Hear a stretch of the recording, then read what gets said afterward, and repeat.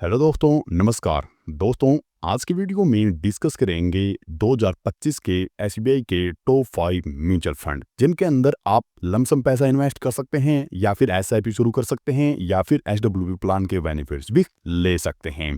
और इन फंड के अंदर आप 50,000 रुपए की लमसम इन्वेस्टमेंट करके अच्छा फंड क्रिएट कर सकते हैं या फिर आप एसआईपी शुरू करके भी अच्छा फंड बना सकते। और इन फंड के अंदर आप 50,000 रुपए लमसम इन्वेस्ट करके अच्छा फंड क्रिएट कर सकते हैं या फिर एसआईपी भी शुरू कर सकते हैं। तो जान लेते हैं कौन से ये एसबीआई के म्यूचुअल फंड है, इनके अंदर क्या एक्सपेंस रेशियो रहने वाला है, क्या इनका पास्ट परफॉर्मेंस है, और साथ ही जानेंगे इनके अंदर आप मिनिमम कितने रुपए से एसआईपी शुरू कर सकते हैं और कितने रुपए से लमसम पैसा इन्वेस्ट कर सकते हैं। तो चलिए वीडियो स्टार्ट कर लेते हैं और जान लेते हैं एसबीआई म्यूचुअल फंड के बारे में। तो दोस्तों, आज एसबीआई म्यूचुअल फंड के बारे में तो बहुत से लोग जानते हैं, क्योंकि आज एसबीआई म्यूचुअल फंड लगभग 11 लाख करोड़ से भी अधिक के फंड मैनेज करती है और बहुत से प्रकार के म्यूचुअल फंड मार्केट में ऑपरेट कर रही है, जिसके तहत बहुत से कस्टमर है जो अलग अलग प्रकार के बेनिफिट्स ले रहे हैं अलग अलग म्यूचुअल फंड के तहत, अलग अलग एसआईपी प्लान के तहत। क्योंकि आज का एक ऐसा टाइम है जिसके अंदर लोग अपने लिए या फिर अपनी फैमिली के लिए सेविंग या फिर इन्वेस्टमेंट कर रहे हैं, क्योंकि सभी को पता है यदि उनको अपने लिए या फिर अपनी फैमिली के लिए अच्छे फंड बनाने हैं तो उनको अच्छा इन्वेस्टमेंट ऑप्शन देखना पड़ेगा। और मार्केट में आज बहुत से प्रकार के इन्वेस्टमेंट ऑप्शन अवेलेबल है या फिर सेविंग ऑप्शन अवेलेबल है, जिनके अंदर कुछ रिस्क फ्री इन्वेस्टमेंट ऑप्शन है या फिर कुछ रिस्की इन्वेस्टमेंट ऑप्शन है। और mutual fund risky investment option में आता है, क्योंकि यह रिस्क बहुत ज़्यादा रहता है, क्योंकि ये शेयर मार्केट से कनेक्ट रहता है तो यह रिस्क ज़्यादा रहता है। तो यदि आप भी एसबीआई के टॉप 5 म्यूचुअल फंड देख रहे हैं तो आपको कुछ चीजें चेक करनी चाहिए, जैसे फंड का पास्ट परफॉर्मेंस क्या था या फिर एनएवी प्राइस क्या था। इसके साथ आपको फंड का एक्सपेंस रेशियो भी देखना चाहिए, क्योंकि जितना कम एक्सपेंस रेशियो रहता है उतना अच्छा फंड माना जाता है। और एग्जिट लोड भी जानना चाहिए और साथ में आपको फंड मैनेजर का एक्सपीरियंस भी चेक करना चाहिए और फंड की एज भी आपको चेक करनी चाहिए। तो हम इन सभी पॉइंट्स के आधार पर टॉप 5 म्यूचुअल फंड आपको बता रहे हैं और इन सभी म्यूचुअल फंड के ये पॉइंट्स कवर करेंगे। तो चलिए जान लेते हैं एक एक म्यूचुअल फंड के बारे में। सबसे पहले आता है SBI Contra direct plan growth fund. ये एसबीआई का म्यूचुअल फंड है। इस फंड के यदि फंड एज की बात करें तो लगभग 12 साल इसकी फंड एज है। और एनएवी प्राइस की बात करें तो इसका एनएवी प्राइस है 410 रुपए का। और बात करें एक्सपेंस रेशो की तो 0.66% का इसका एक्सपेंस रेशो है। और एग्जिट लोड की बात करें तो 1% विद इन 1 ईयर इसका एग्जिट लोड रहने वाला है। और इस फंड के फंड साइज की बात करें यानी एयूएम की बात करें तो लगभग 47,000 करोड़ इसका एयूएम है, यानी 47,000 करोड़ रुपए इस फंड के अंदर इन्वेस्ट कर रखे हैं। और लॉक इन पीरियड की बात करें तो कोई भी इसके अंदर लॉक इन पीरियड आपको नहीं रहने वाला। और मिनिमम इन्वेस्टमेंट की बात करें तो एसआईपी आप 500 रुपए से शुरू कर सकते हैं और लमसम आप 5,000 रुपए से शुरू कर सकते हैं। और यदि इसके पास्ट परफॉर्मेंस की बात करें तो पिछले 1 साल में इस फंड ने लगभग 5% का रिटर्न दिया है, पिछले 3 साल में इस फंड ने लगभग 22% का रिटर्न दिया है, पिछले 5 साल में लगभग 31% का रिटर्न इस फंड ने अपने कस्टमर को बना के दिया है। और बेंचमार्क की बात करें तो बीएससी 500 टीआरआई यानी बीएससी की टॉप 500 जो कंपनीज है उनके अंदर पैसा इन्वेस्ट किया जाता है। तो ये एसबीआई का Contra direct plan growth fund है जो एक फेमस फंड है। नेक्स्ट है एसबीआई का हेल्थ केयर अपॉर्चुनिटीज फंड। ये ऐसा फंड है दोस्तों जो हेल्थ केयर सेक्टर के अंदर ज्यादा पैसा इन्वेस्ट करता है। इस फंड के फंड एज की बात करें तो वही 12 साल इसकी फंड एज है। और इस फंड की एनएवी प्राइस की बात करें तो 498 रुपए का इसका एनएवी प्राइस रहने वाला है। एक्सपेंस रेशो बात करें तो 0.91% का इसका एक्सपेंस रेशो रहने वाला है। और एग्जिट लोड की बात करें तो 0.50% विद इन 1 ईयर इसका आपको एग्जिट लोड देखने को मिलेगा। और फंड साइज की बात करें तो 3849 करोड़ का इसका फंड साइज है। और लॉक इन पीरियड की बात करें तो कोई आपको लॉक इन पीरियड इस फंड के अंदर नहीं मिलने वाला, यानी आप कभी भी अपने पैसे वापस निकलवा सकते हैं। और मिनिमम इन्वेस्टमेंट की बात करें तो एसआईपी आप 500 रुपए से शुरू कर सकते हैं और लमसम आप 5,000 रुपए से इस फंड के अंदर डाल सकते हैं। और पास्ट परफॉर्मेंस की बात करें तो पिछले 1 साल में इस फंड ने लगभग 14% का रिटर्न बना के दिया है, पिछले 3 साल में लगभग 25% का रिटर्न दिया है, पिछले 5 साल में लगभग 22% का रिटर्न इस फंड ने अपने कस्टमर को बना के दिया है। और बेंचमार्क की बात करें तो जो भी पीएससी में हेल्थ केयर वाली कंपनीज है उनके अंदर पैसा इन्वेस्ट किया जाता है। यानी जो फार्मास्यूटिकल कंपनीज है, हेल्थ केयर प्रोडक्ट बनाती है, उनके अंदर पैसा इन्वेस्ट किया जाता है।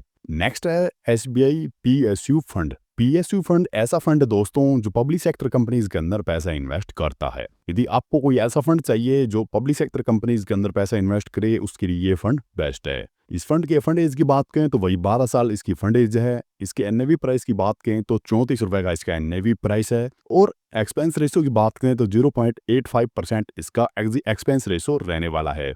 एग्जिट लोड की बात करें तो 0.50% इसका एग्जिट लोड है। और फंड साइज की बात करें तो 5427 करोड़ रुपए का इसका फंड साइज रहने वाला है। इस फंड के लॉक इन पीरियड की बात करें तो कोई लॉक इन पीरियड आपको नहीं मिलेगा। और इन्वेस्टमेंट की बात करें तो एसआईपी वही आप 500 रुपए से शुरू कर सकते हैं और लमसम आप 5000 रुपए से इन्वेस्टमेंट इस फंड के अंदर स्टार्ट कर सकते हैं।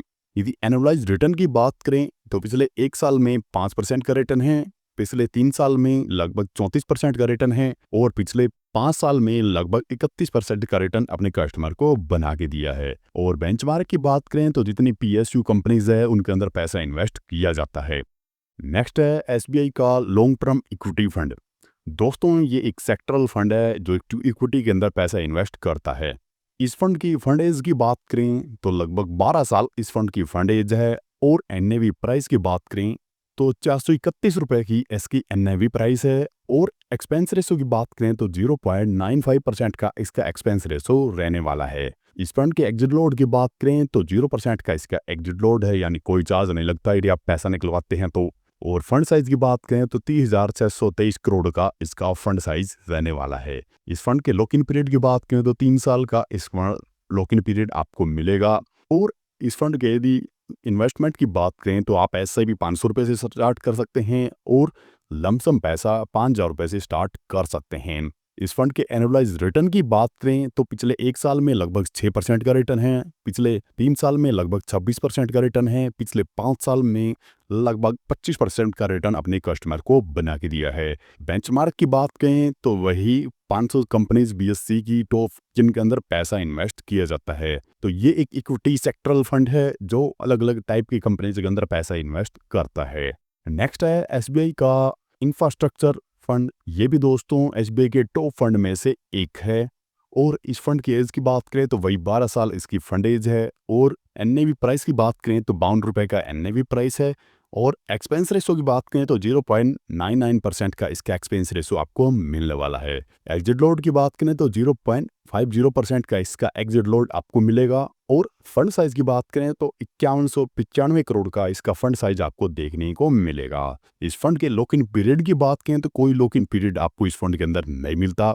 और इन्वेस्टमेंट की बात करें तो आप 500 रुपए से इस फंड के अंदर इन्वेस्टमेंट स्टार्ट कर सकते हैं, यानी एसआईपी शुरू कर सकते हैं। और यदि लमसम पैसा डालना चाहते हैं, वन टाइम इन्वेस्टमेंट स्टार्ट करना चाहते हैं तो आप 5000 रुपए से लमसम इन्वेस्टमेंट भी स्टार्ट कर सकते हैं। एनुअलाइज रिटर्न की बात करें तो पिछले 1 साल में लगभग 4% का रिटर्न है, पिछले 3 साल में लगभग 24% का रिटर्न है, पिछले 5 साल में लगभग 26% का रिटर्न है।